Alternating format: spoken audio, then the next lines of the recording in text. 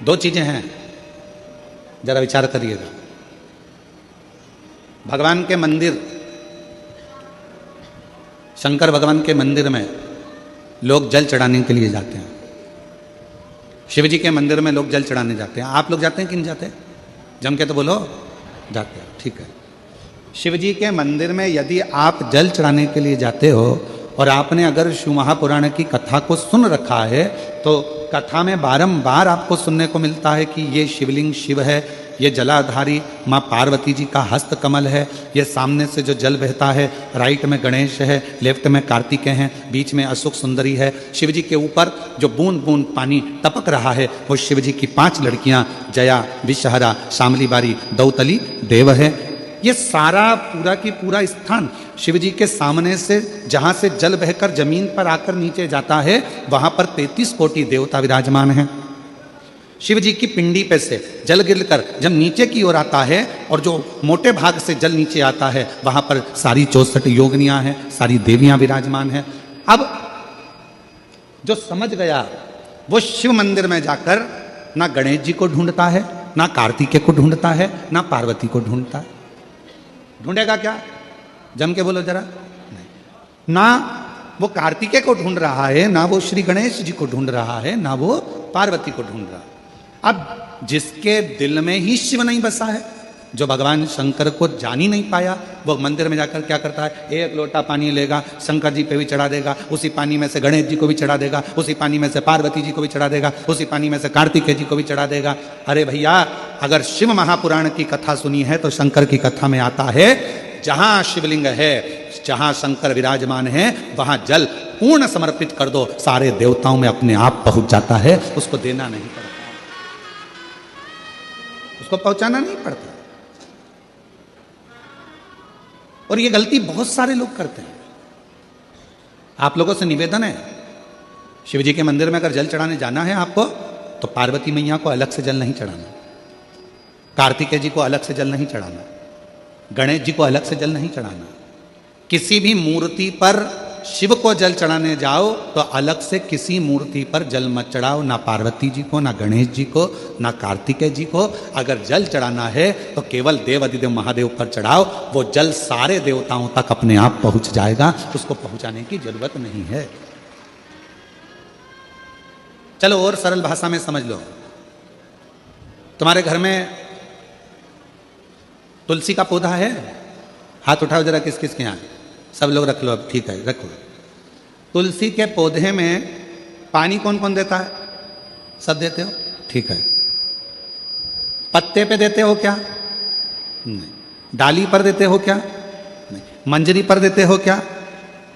तुलसी में पानी कहाँ दिया जाता है? तुलसी की जड़ में। जड़ में पानी दे दिया तो वो तुलसी के पत्ते पत्ते में पानी पहुंच जाता है, मंजरी में पानी पहुंच जाता है। वृक्ष की जड़ में पानी दे दिया तो वो पानी सब दूर, फल में, फूल में, डाली में, पत्ती में, सब जगह पर वो पानी पहुंच जाता है। उसी तरह जैसे जल जड़ में दिया जाता है, पानी जड़ में दिया जाता है, तो वो सब जगह पहुंच जाता है। उसी तरह शिव मंदिर में केवल शंकर भगवान पर जल चढ़ाया जाता है तो वो सब देवताओं तक पहुंच जाता है, सब देवताओं तक।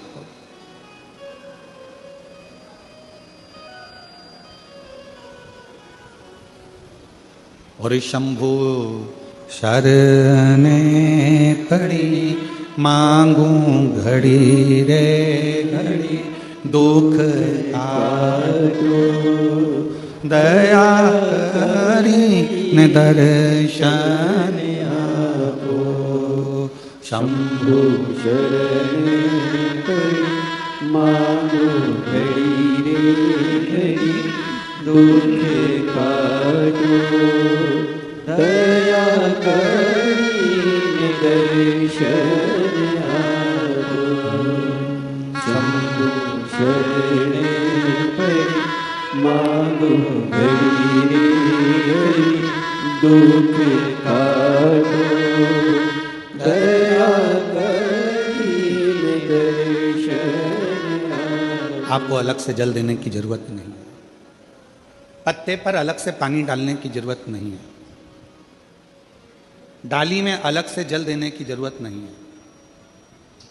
केवल जड़ में पानी दीजिए, फूल में, पत्ती में, फल में, सब जगह पर वो पानी पहुंच जाता है। उसी तरह अगर जल देना है तो शंकर जी के मंदिर में कभी भी जाओ, ना पार्वती जी को पानी चढ़ाना, ना गणेश जी को पानी चढ़ाना, ना कार्तिकेय जी को पानी चढ़ाना। अगर लोटा भर के जल चढ़ाना है तो किस पे?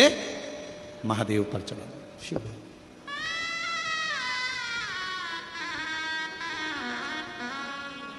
गलती तो नहीं करोगे? बोलो तो जम के।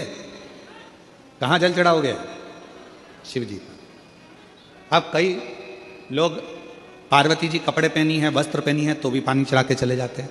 गणेश जी वस्त्र पहने हैं तो भी लोग पानी चढ़ा के चले जाते हैं। कार्तिकेय जी वस्त्र पहने हैं तो भी लोग पानी चढ़ा देते हैं। ये ठीक नहीं।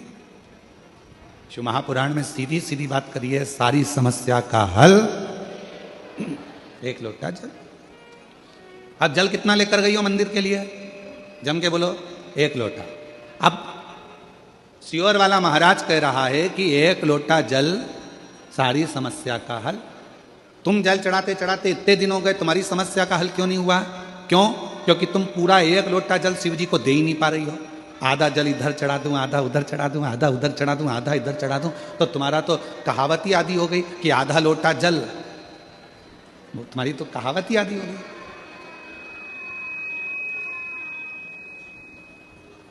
पूरा एक लोटा चढ़ा? अरे बोलो तो जम के, नहीं चढ़ा, नहीं चढ़ा। इधर पार्वती जी को चढ़ा दिया, गणेश जी को चढ़ा दिया, कार्तिकेय को चढ़ा दिया, और फिर शिव जी को जल चढ़ा रही है। या शंकर जी को चढ़ाने के बाद थोड़ा सा बचा कर इधर भी चढ़ा दूं, उधर भी चढ़ा दूं, उधर भी चढ़ा दूं, मन में रख लिया बचा कर। पशुपति व्रत की महत्वता में स्वयं शिव महापुराण में पाशुपत्य अस्त्र, पाशुपत व्रत और पाशुपत योग, तीन चीजों में पशुपति व्रत की महत्वता में यहां तक कहा है कि तुम पशुपति व्रत के लिए अगर कोई मीठा बना रही हो, प्रसाद बना रही हो, तो वो प्रसाद जितना बनाया है वो पूरा की पूरा लेकर मंदिर जाना पड़ता है। बोलो सही है कि गलत है? कढ़ैया में, भगोनी में जितना प्रसाद, हलवा बनाया, खीर बनाई, जितनी बनाई है सब लेकर जाओ, छोड़कर नहीं जा सकते। अगर आधा प्रसाद कढ़ैया में छोड़ दिया और आधा लेकर गए हो तो प्रसाद के 2 हिस्से हो गए। भगवान पशुपति व्रत को स्वीकार नहीं करेगा, वो स्वीकार नहीं है। बनाओ उतना जितना मंदिर में लेकर जाना है, बनाओ उतना जितना परमात्मा के दरवाजे पर लेकर जाना है।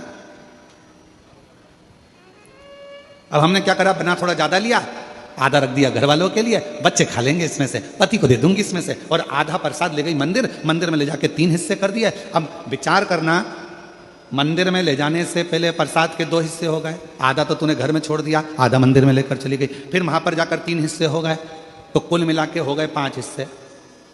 तो मतलब ही क्या हुआ फिर उस प्रसाद? और फिर क्या कर रही है? मैंने 4 बार पशुपति व्रत करा गुरुजी, पर ना जाने क्या ऐसा योग बना कि भगवान मेरी सुनता ही नहीं है, भगवान मेरी सुनता ही नहीं है। कैसे नहीं सुने?